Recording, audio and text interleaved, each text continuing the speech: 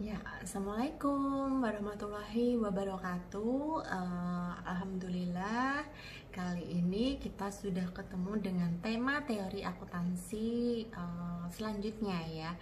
Nah, seperti pertemuan sebelumnya, kita sudah berbicara tentang eh, akuntansi di Amerika, perkembangan sejarah akuntansi di Amerika. Nah, pada kesempatan ini kita akan berbicara tentang akuntansi di Indonesia. Nah, setelah mempelajari akuntansi di Indonesia ini, kalian akan semakin paham. Nah, kenapa kita sebelum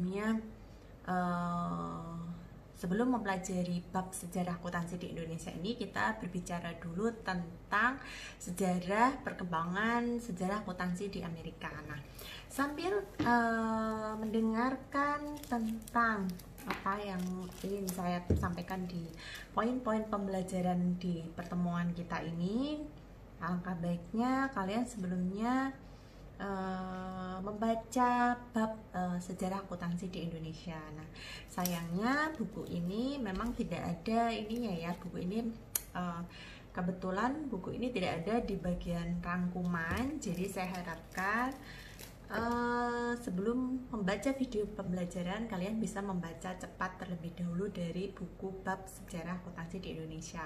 Kenapa? Dengan kalian membaca cepat terlebih dahulu, kalian akan lebih mudah memahami apa yang akan saya sampaikan. Jadi di sini saya hanya menyampaikan poin-poin saja yang memang menurut saya itu wajib hukumnya untuk dikuasai setelah kalian melewati bab akuntansi di Indonesia ini. Untuk pendalaman lebih lanjut, kalian bisa membaca, memahami bab tersebut ya. Yang penting apa yang saya sampaikan ini kalian inti-intinya harus menguasai, karena apa yang saya sampaikan ini benar-benar dekat dengan diri kita, artinya benar-benar di Indonesia itu, dan apa yang saya sampaikan itu berhubungan dengan kegiatan kalian sehari-hari, atau tepatnya karena kalian jurusan ekonomi, jadi memang apa yang saya sampaikan ini berhubungan dengan wawasan kalian dan bermanfaat ya. Artinya kalau apa yang saya sampaikan itu saja kalian tidak bisa memahami, maka bisa dikatakan gagal kalian mempelajari bab ini. Jadi kalau apa yang saya sampaikan tidak hafal atau tidak paham, silahkan ditambah dengan belajar sendiri ya. Karena setiap ada kesulitan pasti ada kemudahan, setelah ada badai pasti ada terang gitu ya. Jadi jangan bosan-bosan untuk memperkaya wawasan diri kalian gitu, karena kalian masih muda, memang masa-masanya mengisi diri dengan hal-hal yang bermanfaat. Hal itu akan bertujuan untuk meningkatkan kualitas diri kalian gitu. Jadi bargaining power kalian itu menjadi lebih bernilai gitu. Jadi jangan bosan-bosan untuk meningkatkan kualitas diri. Dan kenapa saya sampaikan ini, karena untuk kemampuan seperti teori akuntansi dan mata kuliah lain, menurut saya dipelajari sendiri sudah bisa. Cuman karena saya di sini sebagai dosen, saya juga merasa berkewajiban untuk memupuk rasa semangat, motivasi untuk belajar, motivasi untuk maju, dan kalian juga punya soft skill sebagai pejuang ilmu gitu ya. Oke, langsung saja. Kalau di buku acuan yang sudah kita sepakati, yaitu berada di halaman 105. Nah, dari perkembangan ini bisa kita simpulkan bahwa memang di sini diawali dengan Belanda ya. Karena seperti yang kita ketahui di pelajaran sejarah, Indonesia memang dijajah Belanda sangat lama sekali ya, yaitu 3,5 abad. Maka tidak mengherankan sejarah akuntansi di Indonesia pun berhubungan banyak dengan Belanda gitu. Nah, beruntungnya di sini kita ada tabel yang sudah diringkaskan secara tahun-tahun detailnya, yaitu di halaman 109, yaitu tabel 5.1. Di situ kalau kalian lihat, di situ juga diawali dengan era kolonial Belanda ya. Nah, era kolonial Belanda ini Di situ dibedakan ada 2 item, yaitu ekonomi, perkembangan ekonomi, dan perkembangan akuntansi. Nah, untuk perkembangan ekonomi di situ karena kita lama dijajah oleh Belanda, otomatis perdagangannya otomatis yang kita anut adalah sistem perdagangan dari Belanda gitu, karena memang VOC yang dimiliki Belanda itu menguasai perdagangan Indonesia pada saat itu. Nah, untuk perkembangan akuntansi,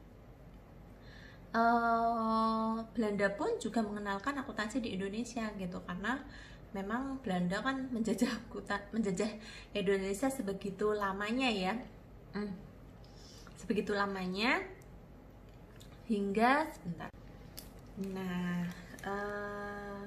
kita sambung untuk percakapan sebelumnya ya. Jadi dalam pertemuan ini saya tidak menggunakan PPT seperti biasanya supaya kalian juga tidak bosan. Jadi kali ini yang berbicara hanya saya, sambil kalian bisa lihat PPT-nya ya. Cuman apa yang saya bahas di sini tetap berhubungan dengan materi sesuai pertemuan ke-6 ini, yaitu sejarah akuntansi di Indonesia. Nah, untuk yang pertama tadi di era tahun 1595 sampai 1945 itu di situ jelas baik perkembangan ekonomi maupun perkembangan akuntansi. Kalian bisa sambil lihat tabel 5.1 ya, halaman 109. Di situ kalian perhatikan pengaruhnya memang murni dari Belanda gitu. Jadi baik ekonomi, di situ perdagangan dikuasai oleh Belanda dengan adanya VOC itu, dan perkembangan akuntansi, Belanda tentunya mengenalkan akuntansi di Indonesia juga gitu. Nah, setelah penjajahan berakhir yaitu tahun 945 sampai 1966, di sini kita kenal dengan era Soekarno. Nah, era Soekarno di sini untuk perkembangan ekonominya dia lebih ke sosialis, dan perkembangan akuntansinya. Nah, di era tahun ini tuh banyak lulusan Amerika itu berkontribusi tentang perkembangan sejarah akuntansi, karena waktu itu lulusan akuntansi itu kebanyakan dari Amerika gitu di tahun-tahun tersebut. Terus setelah tahun 966 berarti era Bapak Soeharto atau yang disebut dengan era Soeharto di buku ini, tahun 1966 dan tahun 98. Di sini era Bapak Soeharto ini perkembangan ekonominya dia lebih ke kapitalis gitu. Jadi ketika perkembangan ekonomi kapitalis ini, investasi asing dibuka secara bebas.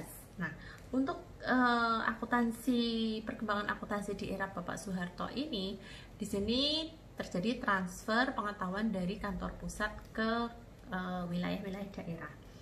Terus setelah era Soeharto, berarti setelah 98 itu ya, di sini untuk ekonomi tentunya pemulihan setelah krisis ekonomi tahun 98 itu.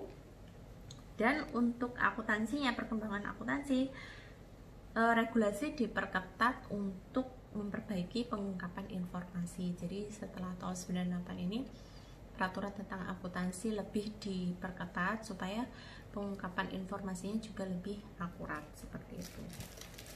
Nah, setelah saya menjelaskan tentang ini tadi apa namanya, faktor lingkungan dan praktek akuntansi, di sini saya ingin kalian juga memahami di halaman 113. Nah, di situ di Indonesia pengungkapan diatur oleh berbagai lembaga. Nah, lembaga yang berhubungan dengan aspek pelaporan keuangan di Indonesia yaitu ada 4. Yang pertama Bank Indonesia, Departemen Keuangan, Direktorat Jenderal Pajak, dan Bapepam. Nah, untuk Bank Indonesia yaitu di sini dia mengatur kebijakan moneter negara ya. Dia juga mengatur persyaratan pelaporan keuangan untuk semua bank dan lembaga keuangan non-bank yang beroperasi di Indonesia.